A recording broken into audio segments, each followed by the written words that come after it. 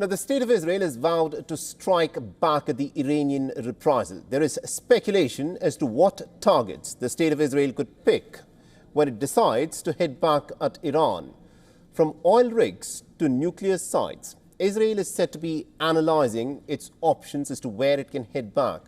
Now, Tehran has warned Israel of severe consequences if Israel decides to strike at the Iranian territory.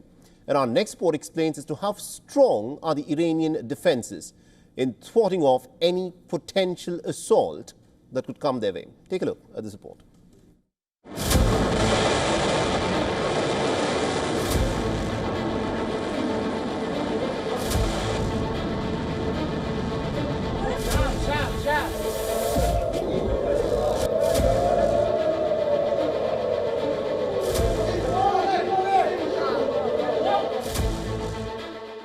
Iran launched 200 ballistic missiles at Israel, triggering air raid sirens and sending millions of Israelis scrambling into bomb shelters. The attack is the second direct strike from Iran on Israel this year and has sparked immediate calls for retaliation from the Israeli leadership. Israeli Prime Minister Benjamin Netanyahu has warned that it will surely punish Iran. Tehran is warning Israel that if it retaliates, then the consequences will be severe, and Tuesday's attack was just a trailer. We will uphold the rule we have set. Whoever attacks us, we attack them. This holds true wherever we fight the axis of evil. If the Zionist regime that has gone crazy is not controlled by America and Europe and wants to continue these crimes, or wants to do anything against our sovereignty and territorial integrity, tonight's operation will be repeated several times stronger and all their infrastructure will be targeted. As Israel is mulling its next course of action, calls are rising to act decisively. Former Israeli Prime Minister Naftali Bennett quickly called for a decisive strike on Iran's nuclear facilities. Israel has long suspected Iran of developing nuclear weapons despite Tehran's repeated claims that its nuclear program is intended for peaceful purposes. Iran's nuclear infrastructure is spread across several key locations, including Arak, Qom, Natanz, Isfahan and Bushehr. These facilities are crucial to Iran's nuclear ambitions. Wary of an attack, some of these facilities are built deep inside mountains to protect them from Iran's bunker buster bombs, the ones which Israel unleashed in Beirut, which killed the Hezbollah chief. The world witnessed the prowess of the Israeli Iron Dome, Arrow and the David Sling air defense systems, which thwarted the Iranian barrage of missiles. Iran too has its own defense capabilities. Iran boasts of the Bavar 373 system equipped with the Sayed 4B surface-to-air missile that can track and engage stealth jets, drones and long-range missiles up to 400 kilometers away. Iran also has multiple medium-range defense systems, including Arman Tactical Sayed and Khordad 15 that can defend Iranian skies from targets at ranges of up to 200 kilometers. However, when it comes to air power, Israel has a definite edge. Iranian Air Force operates outdated F-4 and F-5 jets from the 1970s, alongside Soviet-era Sukhoi and MiG fighters. These outdated jets are no match to top fighters like the F-35s that Israel employs in large number.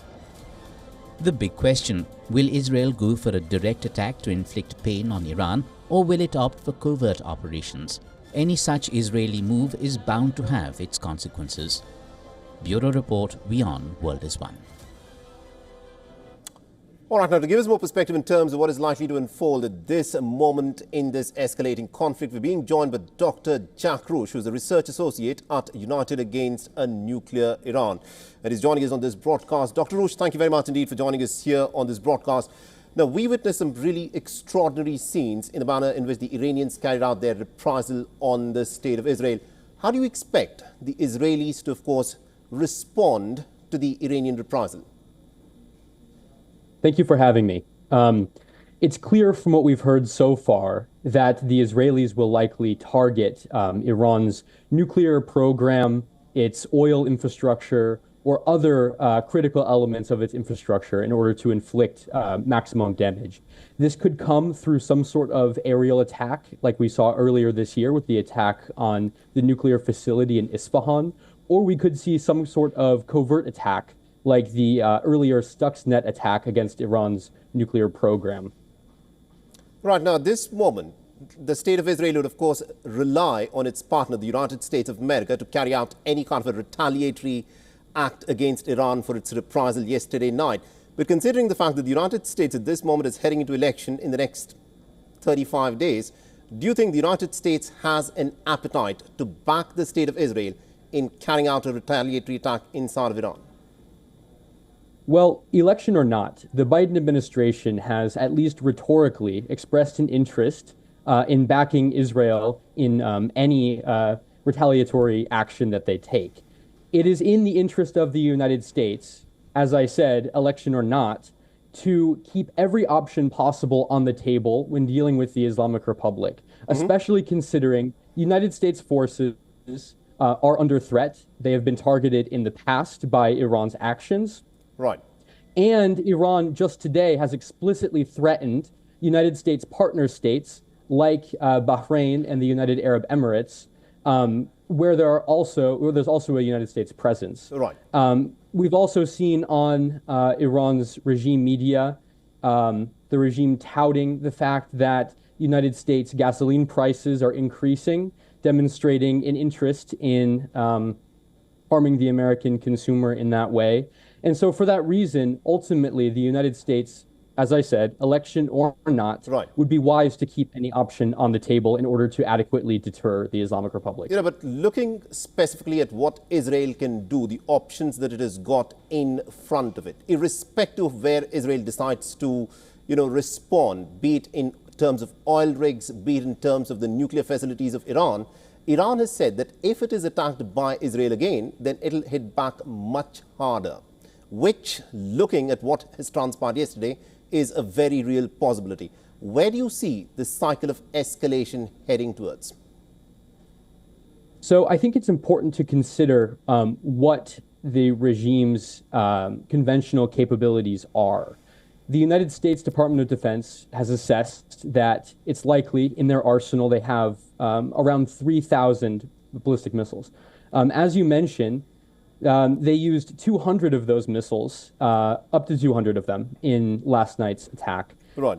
It appears unlikely that continuing to use missiles at this scale in this manner is something that the regime will be able to, it's unlikely to be tenable for the regime at that scale. So for that reason, it's likely that we will see the regime resort to its proven tactics of engaging in covert activities, terrorist plots, and supporting its proxies in their own efforts to combat Israel. We'll have to leave it there. Thank you very much indeed, Dr. Roosh, for joining us and getting us that perspective there. Thank you for having me. For all the latest news, download the WION app and subscribe to our YouTube channel.